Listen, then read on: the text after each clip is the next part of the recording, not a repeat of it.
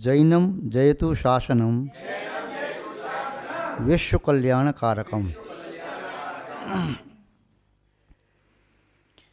धर्म स्नेही सत श्रद्धालु, यहाँ पर उपस्थित आप सभी भव्यवर पुंडरीक पुण्यात्मा महानुभाव, आत्म यथार्थ भव्य जीवों को सम्यक ज्ञान की परम आवश्यकता है। जैसे प्यासे चातक के लिए स्वाति नक्षत्र की बूंदों की आवश्यकता होती है, किसी भी तृषातुर प्राणी के लिए जल की आवश्यकता होती है। देवों को भी जब क्षुधा वेदनी का अनुभव होता है तब कंठ से अमृत निश्चित होता है, उसकी आवश्यकता होती है। शब्द पुंज जो समीचीन भाव से संयुक्त होता है वह भव्य प्राणियों को सन्मार्ग दिखाने में उसी प्रकार समर्थ होता है जैसे कोई व्यक्ति अंधकार में प्रज्वलित दीपक लेकर के चले, उसके लिए प्रज्वलित दीपक जैसे सहयोगी होता है या टॉर्च आदि का प्रकाश सहयोगी होता है, ऐसे ही मोक्ष मार्गी के लिए शास्त्रों का ज्ञान परम उपयोगी होता है। महानुभाव, किंतु शास्त्र है क्या? शास्त्रा के वचन, शास्त्रा के मार्ग पर चलने वाले व्यक्ति के द्वारा लिपिबद्ध हों तो वे शास्त्र बन जाते हैं। शास्त्रा कौन? आप्त, परम हितोपदेशी, वीतरागी, सर्वज्ञ, जो संपूर्ण ज्ञान से दर्शन से युक्त हैं, संपूर्ण सुख से सहित हैं, संपूर्ण शक्ति के भंडार हैं, अर्थात अनंत भगवान के लक्षण, चार घातिया कर्मों से रहित, वीतरागता, सर्वज्ञता, हितोपदेशता। परम हितोपदेशी वह कहलाता है जिसे किंचित भी उसके बदले में कुछ चाहिए नहीं। मनसा वाचा कर्मणा परम वैराग्य भाव के साथ जो उसके परम हित के लिए शब्दों के पुंज को प्रेषित करे नहीं, स्वतः हो जाएं, वह परम हितोपदेशी। वीतरागी कौन? मोहनी कर्म का जिसने पूर्णतया नाश कर दिया है वही परम वीतरागी। सर्वज्ञ कौन? संपूर्ण ज्ञान दर्शन जिसकी आत्मा में प्रकट हो गया है अनंत दर्शन ज्ञान से सहित, अर्थात ज्ञानावणी कर्म का संपूर्ण नाश करने वाली, दर्शनावणी कर्म का संपूर्ण नाश करने वाली, उसके पूर्व मोहनी कर्म का संपूर्ण नाश करने वाली, और फिर अनंत ज्ञान दर्शन और अनंत सुख का अनुभव करने के लिए परम शक्ति, परम वीर्य, उस अनंत शक्ति से सहित वह अनंत भगवान, वही हैं शास्त्रा। उसके अतिरिक्त शास्त्रा नहीं होते, अनुशास्त्रा होते। प्रमुख शास्त्रा तीर्थंकर केवली ही होते हैं। अपरम या पश्चात सामान्य केवली, उसके पश्चात गणधर आदि, उसके पश्चात सुत केवली, उसके पश्चात आराती आचार्य। जो आराती ऋषि परंपरा है वह आराती ऋषि परंपरा आर्ष मार्ग कहलाती है। उसके द्वारा प्राप्त साहित्य शास्त्र कहलाते हैं। उन शब्दों में शास्त्रा का अनुसरण अनुकरण करने वाले निरंतर साधुओं का अनुभव छुपा होता है। जैसे आपने देखा कोई भी भुने अनाज आदि होते हैं या कोई और भी चीज़ है, आटे से बनाई हुई बूंदी आदि है या कोई और पकवान बनाए, सिके हुए तले हुए हैं, उनको कोई व्यक्ति ऐसे खाए, उसमें स्वाद नहीं आता, किंतु उन्हें यदि शक्कर की चाशनी में पाक दिया जाए तो उसमें मिठास आ जाती है। शक्कर यदि की चाशनी आटे में भी डाल दिया तो आटा भी मीठा लगने लगता है। ऐसे ही शब्द तो अनादि निधन हैं, पर्याय की अपेक्षा से नश्वर हैं, किंतु सत्ता की अपेक्षा से अनादि निधन है। उन शब्दों में शास्ता अनुशास्ता आराती आचार्य अपने भावों की मिठास उसमें जब डाल देते हैं तो वही शब्द भव जीवों के कल्याण के निमित्त बन जाते हैं। तीर्थंकर केवली, सामान्य केवली या गणधर परमेष्ठी, सुत केवली, आराती आचार्य, ये अन्य मुनिगण ऋषिगण, तो ये आगम के संपादक हैं, उत्पादक हैं।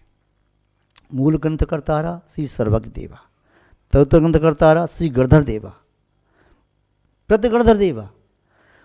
तेषां वचनानुसार महासाध्य जिन आचार्य महोदय ने कृपा करके वह ग्रंथ की रचना की, उनका नाम उच्चारण करके फिर ग्रंथ का प्रारंभ करते, उन्हें नमस्कार करके, उनके प्रति कृतज्ञता ज्ञापित करके तब ग्रंथ का स्वाध्याय किया जाता है। तो ये आगम ग्रंथ कहलाते हैं, आप्त द्वारा कथित, गणधर द्वारा संग्रहित, मुनियों द्वारा लिपिबद्ध। अब आप कह रहे कि आपने मुनि शब्द अभी लिया, किंतु वहाँ पर आपने वहीं छोड़ दी बात। सत्य बात तो ये है कि मुनियों को ग्रंथ लेखन और उपदेश का अधिकार नहीं है। उपाध्याय परमेश्वरी तक का अधिकार बराम हो गया। मुनियों को स्वकल्याण का अधिकार है, अपने कल्याण में निरत रहें। उपाध्याय को स्वकल्याण के साथ साथ पर कल्याण का उपदेश देने का भी अधिकार है, उनका कर्तव्य है।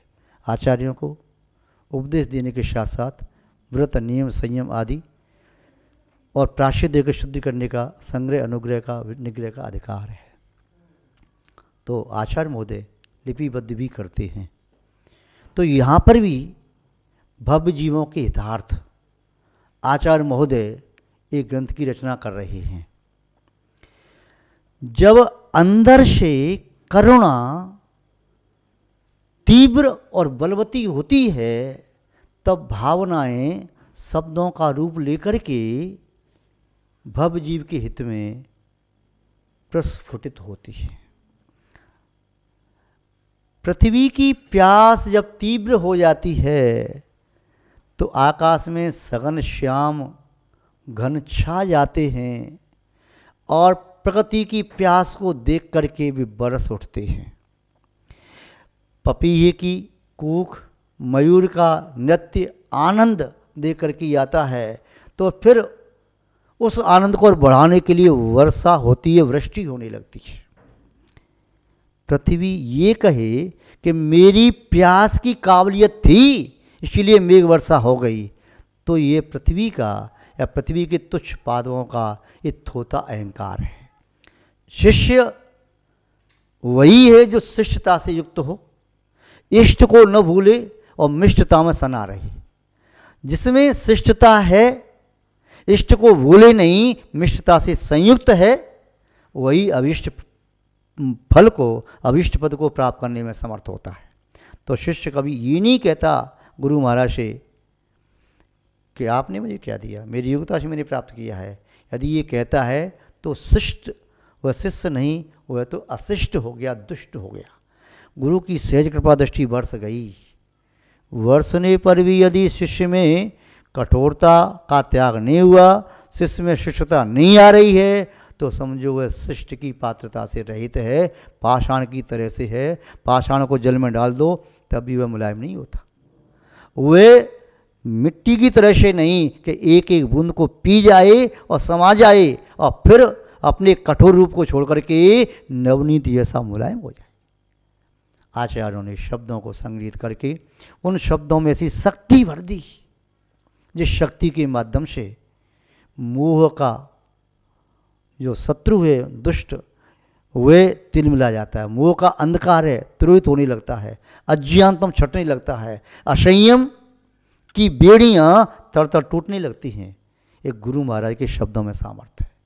ये सामर्थ्य गुरु महाराज के शब्दों में, गुरु महाराज शब्द पकड़ना, शब्द तो और भी हैं, जनवाणी में सामर्थ्य नहीं है, निजवाणी में सामर्थ्य नहीं है, जिनवाणी में सामर्थ्य है। क्योंकि जिनवाणी में क्या है? जिन वाणी में वो शक्ति है जो मोह कर्म के बंधन को तोड़ सकती है, जिन वाणी में शक्ति है जो अज्ञान के अंधकार को छांट सकती है, जिन वाणी में वह शक्ति है जो असंयम के बंधनों को तोड़ करके अलग कर सकती है। जिन वचन सम्यक के कारण हैं, जिन वचन सम्यक ज्ञान के कारण हैं, जिन वचन संयम के कारण हैं। फिर यदि उन वचनों को कोई अव्रति कहे तो वह कह नहीं सकता। जिन वचन तो असाधारण है, बहुत भारी हैं, असंयमी अव्रति उसे कैसे उठा सकता है। जैसे कोई व्यक्ति पहाड़ को तोड़ता है, बड़ा वाला हथौड़ा लेकर के, झूमरा लेके तोड़ता है, वही तोड़ सकता है। उसका बालक कहे कि मैं तोड़ दूँ, नहीं तोड़ पाएगा। जिद्द करे मैं तोड़ूंगा, मैं तो तोड़ूंगा, तो बालक का मन रखने के लिए उसका पिता थर्माकोल का इतना बड़ा एक हथौड़ा बना देता है और थर्माकोल का उसमें बेल्ट लगा देता है, पकड़ा देता है। तो क्या उससे पत्थर की चट्टान टूट सकती है? क्या उस हथौड़े से लोहे की जंजीरें टूट सकती हैं? क्या चित्त में बनी हुई मोमबत्ती से अंधकार दूर हो सकता है? क्या प्लास्टिक की चाबी से, थर्माकोल की चाबी से कोई ताले खुल सकते हैं? नहीं। ऐसे ही अव्रति असंयमी भोगों में आसक्त व्यक्ति के उपदेश से न तो सम्यक की प्राप्ति होती है, न सही मायने में सम्यक ज्ञान की वृद्धि होती है, और न ही उसका वह उपदेश, भाषण, वह शब्दों का समूह संयम की प्रेरणा दे पाता है। जो स्वयं संयम की ओर उन्मुख हो उसके शब्दों में प्रभाव होता है। शब्द जिह्वा से नहीं निकलते, यहाँ से निकलते हैं, हृदय से निकलते हैं, तभी प्रभावी होते हैं। जिन शब्दों में केवल इतना भाव हो कि मुझे अच्छी विदाई मिले, तो उन शब्दों के सुनने से सम्यक की प्राप्ति नहीं होती, केवल पैसे कमाने का लोभ जागृत हो सकता है। आचार्य महोदय ने कृपा करके हमारे लिए शास्त्रों की रचना की, अपना समय निकाला। उन क्षणों में वे चाहते तो निश्चिंत होकर के आनंद में लीन हो सकते थे।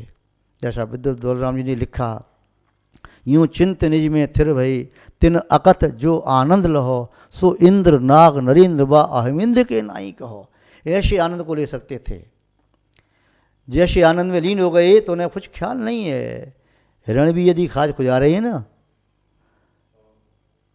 उपल खाज खुजावते पढ़ते हो ना आप लोग, तो वह खुजा भी रहे हैं तो उन्हें भान नहीं, क्योंकि वो आत्मा का आनंद ले रही हैं। तो वे मुनि महाराज, वे आचार्य साधु परमेश्वरी, उपाध्याय परमेश्वरी उस समय उस आनंद में लीन होकर के असंख्यात गुणी कर्म की निद्रा करने में समर्थ थे, किंतु शुद्ध उपयोग की भूमिका से नीचे उतर करके आए और शिव में आकर शास्त्र रचना प्रारंभ की। परहित के लिए साधु की श्वास ली जाती है, माना स्वहित के लिए, छोड़ी जाती है परहित के लिए। साधु दोहरा जीवन जीता है, उसका अंतरंग का जीवन स्वयं के लिए होता है। वैरण की क्रिया, चर्या, प्रवृत्ति वह जिन शासन की प्रभावना और पर कल्याण में निमित्त बनती है। उसके शरीर से निश्चित होने वाली शुद्ध वर्ण आभा मंडल दूसरे व्यक्ति के संकलित को दूर करने वाला होता है, विशुद्धि को बढ़ाने वाला होता है। परम पूज्य आचार्य भगवंतों ने बड़ी कृपा दृष्टि की, जो आज में सत्साहित्य दिया।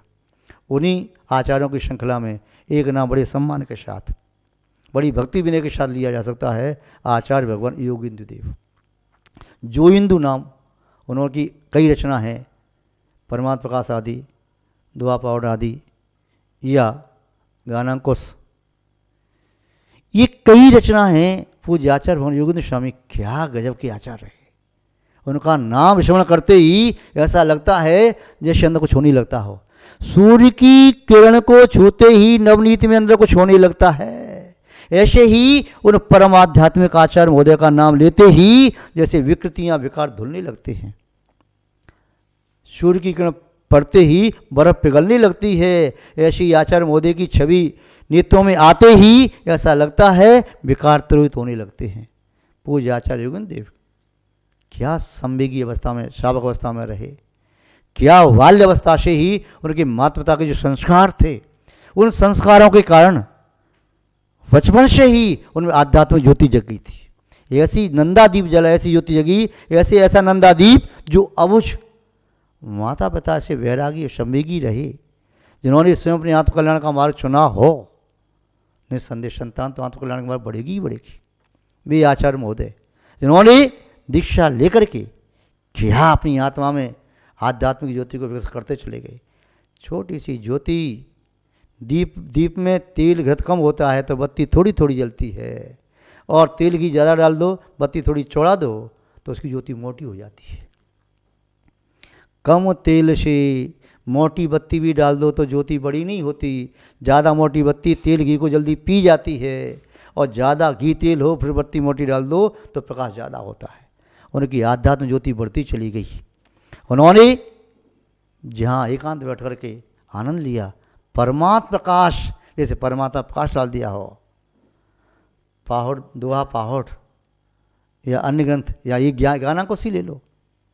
6वीं शताब्दी के उत्तरार्ध में हुए आचार्य भगवान योगेंद्र देव, 7वीं के प्रथम पूर्वार्ध में किस प्रकार के रहे। अन्य आचार्य भी उस समय हुए, रविशरण आदि आचार्य हुए, अन्य विद्वान भी हुए, किंतु उनका जो अकाट ज्ञान, उन्होंने कहा जो सूत्र मुझे प्राप्त हुए हैं मैं इन्हें अपने साथ लेकर के नहीं जाऊंगा, अन्यथा इस विद्या का अभाव होगा। जो मेरी अनुभव की कसौटी पर कसे हुए सूत्र आए हैं उन्हें मैं प्रस्तुत करके जाऊं। फल भी, वृक्ष भी अपने फलों को खाता नहीं, पुष्पों को सूंघ करके अलग नहीं करता, दूसरों को देता है। साधु भी अपने आत्म कल्याण के मार्ग में बढ़ते हुए जो समय बचा उसे साधकों के लिए जो उपलब्धियां हुई स्वयं का अनुभव किया, आगे छोड़ दिया, इससे दूसरे उस मार्ग पर चिन्हों पर बढ़ कर के वहाँ तक पहुँच सकें।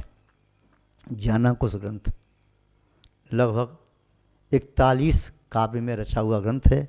इसमें 40 काव्य लगभग अनुष्टुप छंद के हैं। एक काव्य वह शायद शार्दुल विकृत है। इस प्रकार आचार्य महोदय ने उस ग्रंथ की रचना की है, बड़े मनोयोग से की। ज्ञान का अंकुश अपने मन पर कैसे लगाया जाए ये विषय उसमें वर्णन किया गया है। ज्ञान ही आत्मा पर अंकुश लगा सकता है, हर चीज़ अंकुश नहीं लगा सकती। हर चीज़ का अपना अलग अलग होता है। जो काम जिससे होता है वह काम उसी से होता है। पैर में लगा कांटा सुई से निकलता है, तलवार से नहीं, किसी कुल्हाड़ी फावड़े से नहीं। किंतु मेड़ बनाने के लिए फावड़े का प्रयोग होता है, सुई का नहीं। लकड़ी काटने के लिए कुल्हाड़ी का प्रयोग होता है, सुई का नहीं। ऐसे ही ज्ञानांकुश, ज्ञान का अंकुश मन पर लगाया जा सकता है, तब निस्संदेह यह ज्ञान सुगति को प्राप्त कर पाता है, ज्ञान सही राह दे पाता है शरीर को, वचन को और मन को। इसी ग्रंथ को आगे अपन देखेंगे। आज बस इतना ही। जय बोले श्री शांतनाथ भगवान की, परम पूज्य आचार्य गुरुदेव श्री विद्यानंद जी महाराज की, अहिंसा में विश्व धर्म की।